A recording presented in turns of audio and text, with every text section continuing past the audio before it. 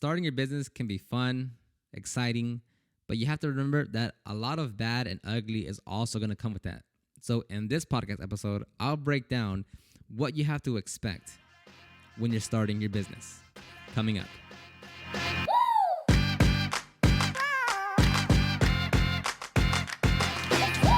And welcome back to another podcast episode. Glad to have you here with me.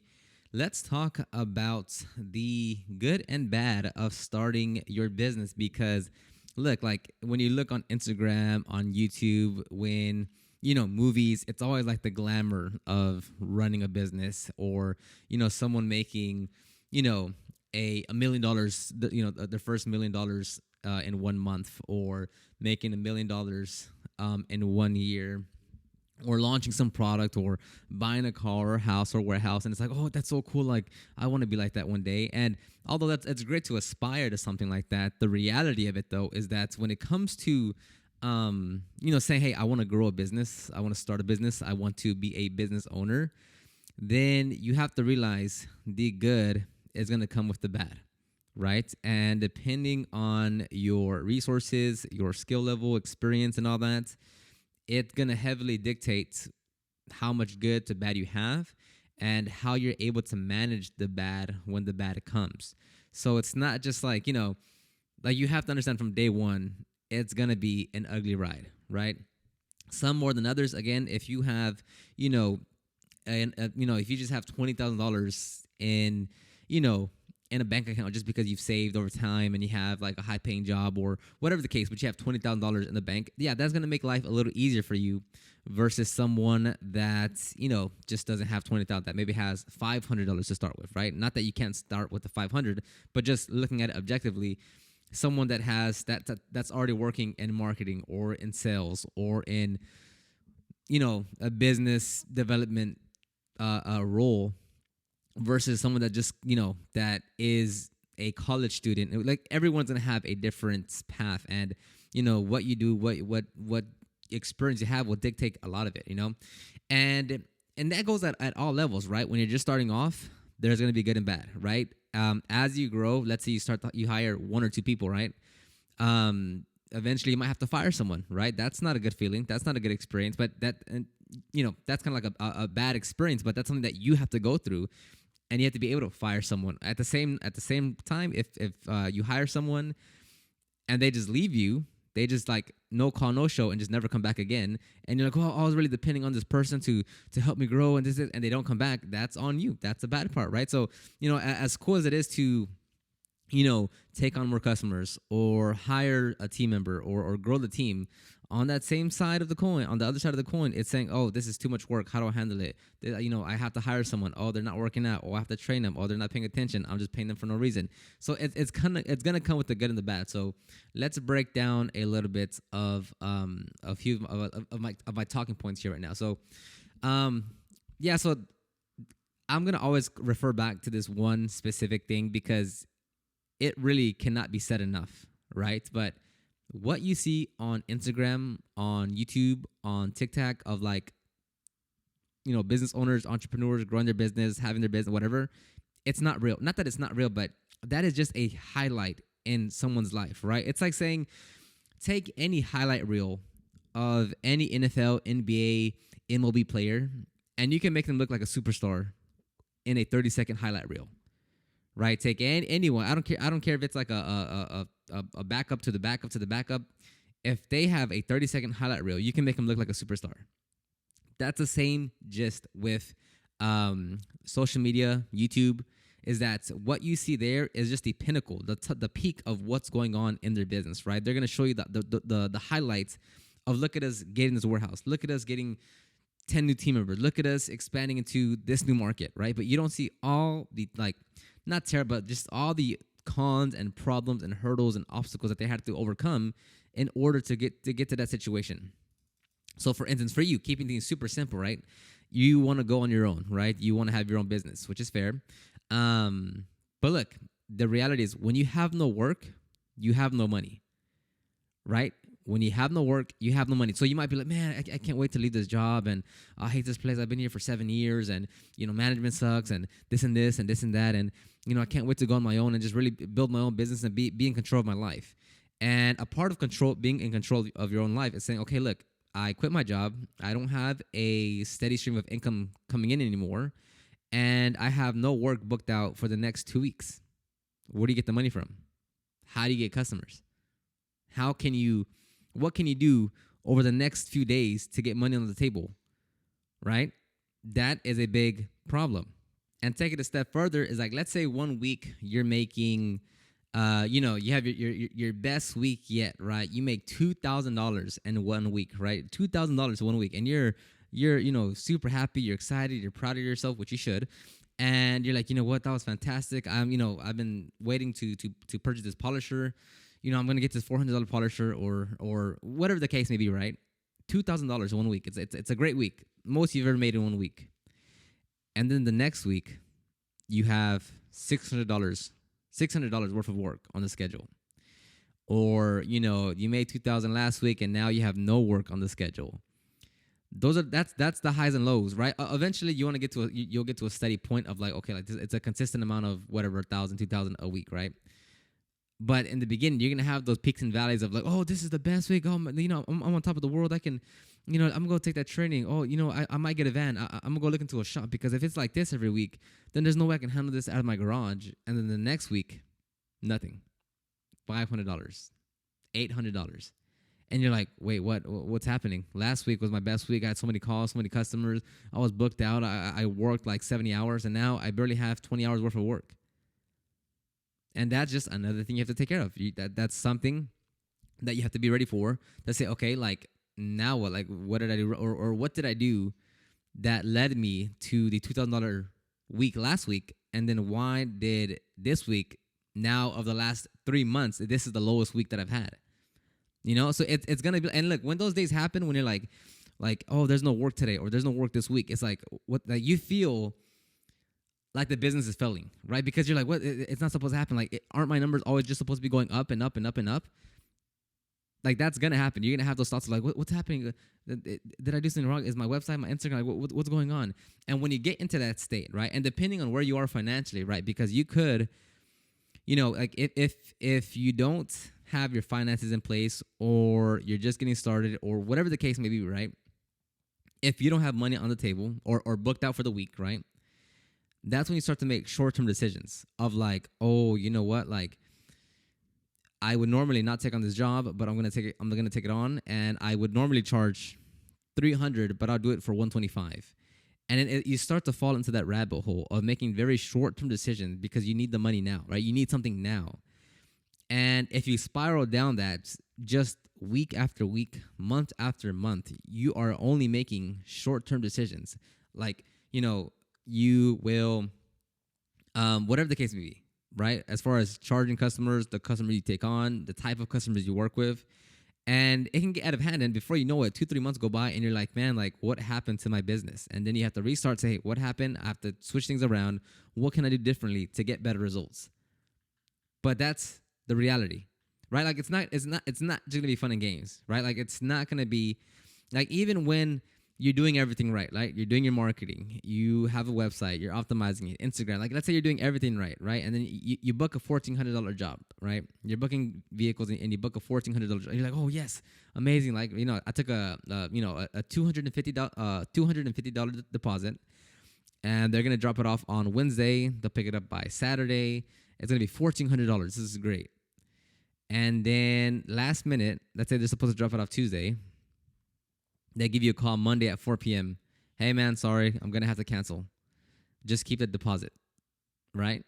So in a short amount of time, you're like, oh, I just booked this $1,400 job, oh, amazing. The next day, hey, I'm gonna have to cancel. And it's like, what? You have your deposit of $250, but it's not $1,400, right?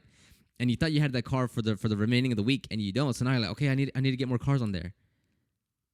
And depending on your business, maybe you get cancels, like last minute cancellations, even with the deposit. Like, that might not happen. But just giving you another example of like, you have to focus. You're gonna have the good with the bad. And on that same note, it's like just as a whole, like depending on your goals, depending on what you want to accomplish, depending on, like your availability in terms of how much time you have to work on your business, right? It, Everyone will be completely different. But as a whole, like in the beginning phases, it's always going to be a rough ride because you're just like you're brand new to everything. You're brand new to starting your business, especially if you have no prior experience on the business side, right?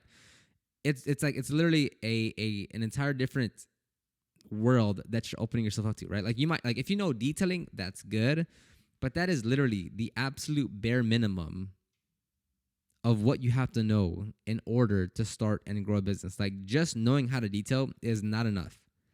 If you're just very excited and passionate about detailing and you love detailing and you love cleaning and correction and coating and interior cleaning and engine, like if you just love that so much, that is not enough. That is not enough to sustain your business. So that in itself might be a con. We're like, man, I just want to detail. Trust me, it's no longer about detailing. Once you start a detailing business, it's no longer about detailing. It's everything around detailing, right? Like the detailing in itself is the tip of the iceberg. Then you have everything else underneath that leads up to that one customer that you're servicing. Right. So if you go in with the mentality of like, oh yes, detailing, oh I'm so passionate. I love this so much, man. Like I found my true calling. And all of that's nice. But if you continue with that mentality forward and saying, why isn't my business growing? Like I'm passionate. I like this. Like I pour my heart out on every single vehicle. If you have that mentality, you're gonna have a much harder time growing your business. Because what you should really be focusing on is again everything around detailing, which is what? Marketing, sales, customer service, operations, right? And if you don't want to spend the time on reading books, blogs, watching YouTube videos, maybe even buying a course or hiring someone to help you, if you're not willing to do that, then that in itself is already a huge con to starting your business because it's, and this is across the board, right? Like if you're in lawn care, in HVAC, heating, roofing, photography, videography, whatever it is, like whatever trade, skill, whatever service you're trying to offer, like once you start a business of it, it's no longer about that one thing that you like so much. It's across the board for everyone. It's gonna come down to, okay, like yes, you like that, that's the service, but you have to figure out everything else around that in order to get the customers to do that one thing that you like. So it's not just saying, "Oh, like I'm so passionate about detailing." Like that's great.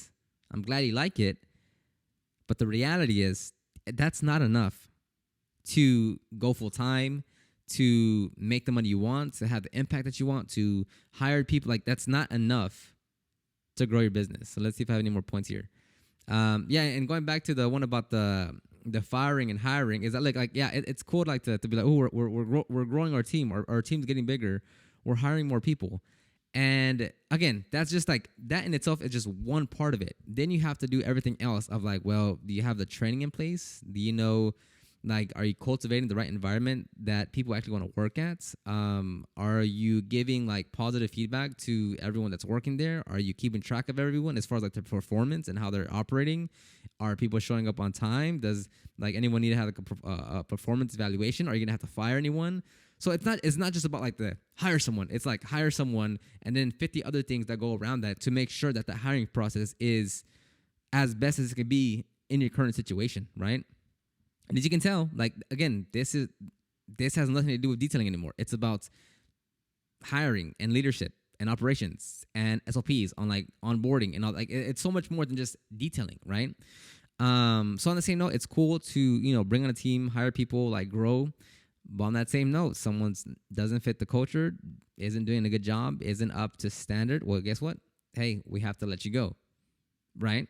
Are you like? Do you want to have that conversation? Are you gonna have that conversation, or are you gonna like kind of let it linger around and say, no, well, I'd rather not because maybe they can this and maybe this they can do this and that, and if I wait, maybe 4 months and really train them and talk with them and work with them, they'll change. You can do that, but sooner or later, either they're gonna walk out on you, or you have to let them go. Which one's gonna waste you more money, right? If you're trying to just like, no, just one more month, right? Although meanwhile, everyone else is like, man, this person is slacking. He's not good, not a good fit. We don't really like being around him because he's just not putting his 100% effort. And now that one person will affect everyone. And then everyone is like, man, like, I got to work with him. I don't want to do this. And now it's affecting everyone. Or you can say, hey, I got to let this person go. Right? It's cool to hire someone, but are you going to fire them just as quick or with just as much courage and passion, right? You can't, like, once, like, if you decide to become the boss, right? The boss, in quotations for those that aren't watching the video, the boss. You're not going to be able to please everyone every single time, right? It's like saying, this is a very extreme example, but like, let's say, like a wartime president, right? Whatever president, whatever war you want to choose. But it's like a wartime president will never make everyone happy. He's going to have a big, he's going to have a big group of people like hate him for decisions that he makes, right? Extreme example, but you get the point to where like once you become the boss, you're not going to be able to make everyone happy at every single decision that you make, whether it is like letting go of that person, whether it is saying, hey, you are not good at the role, let me switch over here. Not in a bad way, but it's like you literally can't make every single last person on every single decision happy. And if you are the type of person that's like, oh, well, I don't want to disappoint this person and that person, then you're going to eventually have a business to where like everyone is doing whatever they want. You're not in control of your business. And like everyone just isn't, like the proper culture isn't there in order to have like not everyone doesn't want to work like in a team setting and everyone kind of does their own thing and it's not like one unit moving together. So again, this and this is not to detour you from starting your business or from growing your business, but this is like the reality of what happens when you decide, hey, I want to start a business, or hey, I really want to grow it. Like the good and the bad, right? What is the good, the bad, and the ugly? Like that's going to happen. There's no, like, you're gonna lose money, right? Like if you're trying to take these like simple steps every single day, and you're like, okay, let me plan every single step. Okay, so I'm gonna take a step over here. Okay, now let me analyze, let me plan, let me see what's going on. Okay, let me take one more step.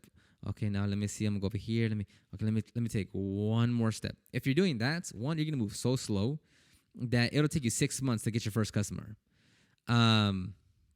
So like, so with that type of like trying to be so cautious and so like, okay, let me make sure I don't mess anything up. If you have that mentality, it's going to hurt you. It's going to slow you down. It's going to be like, it's just like, you can't have that type of action or mentality when it goes into your business. Like you have to understand, like you are going to make mistakes. You are going to lose money. You are going to waste time. You are going to, just do things that you expected were going to happen, were going to work out, and it just not produce anything that you hope it would, right? Of course, over time, you want to lessen that. You want to decrease that. You want to move faster, right? Like, hey, this person isn't doing that. Okay, cut him. Or, hey, you said this, cut him. Like, over time, you'll get better. But at least, like, from the start, right? Depending on your goals and how much, and, someone that's doing, that wants to do just part-time versus full-time, which versus, someone that wants to get to 10,000 versus someone that wants to get to 5. Like, all that will kind of factor in, like, what type of business and how you want to operate it. So, take that for what it is. But you're going to make mistakes. It's going to be hard. It's going to be rough. So, and I'd rather tell you it like this versus like, yeah, well, just it's always good and the grass is always green and yada, yada, yada. Like, there's going to be a lot of great times, like plenty of great times, good memories. Like, the struggle is going to be there, but it's going to be good. You're building your business. But I don't see that many people talking about like the bad side, the ugly side, this sucked side. Like, oh man, like, there's a lot of not bad, but just a lot of problems that you have to overcome. And some of those would be really bad. So I'll end it right here. So this is the first YouTube video that we're publishing here on YouTube. So hopefully you've enjoyed it. Hopefully you can find all the links down below for people that are listening to this on audio. We also have this on on a YouTube video now. So for those on YouTube, you can click the link down below to the blog post for the audio file. And then you can download the ultimate guide to start your detailing business. Follow me on Instagram. And anything else will be down in the description box down below. And for those that are listening to this in audio, then you can just check the show notes for the same links that I just mentioned with the Instagram, with the guides, and the blog post to this episode. All right. Hopefully you learned something. Hopefully you liked the episode. And I'll see everyone, or I'll talk to everyone, because now I have to talk to YouTube and to the audio. Anyways, I'll talk to everyone next time. Bye-bye.